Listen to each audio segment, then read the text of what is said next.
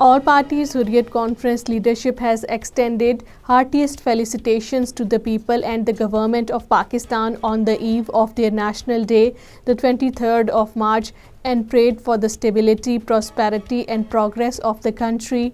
According to Kashmir Media Service, APHC leaders in the separate statements issued in Srinagar highlighted the significance of the Pakistan resolution passed on March 23, 1940.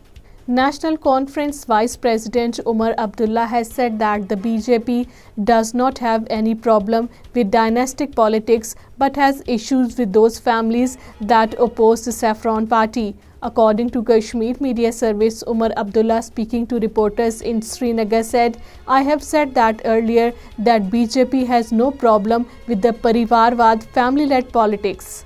People in the Rajouri held a strong protest demonstration against the authorities' apathy towards their problems.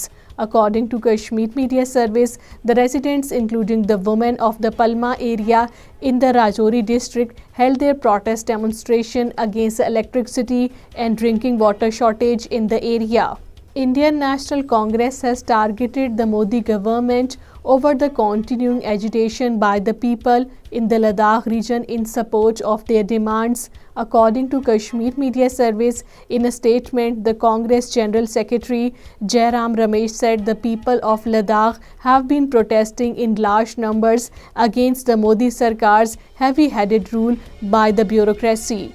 An investigative operative has been removed from his position and several others were reshuffled following an investigation by the Indian government into the plot to kill the Sikh leader Gurpant Singh Pannu in New York City. According to Kashmir Media Service, the federal prosecutors in the US said that an Indian citizen, Nikhil Gupta, plotted to kill Pannu at the behest of an Indian government official.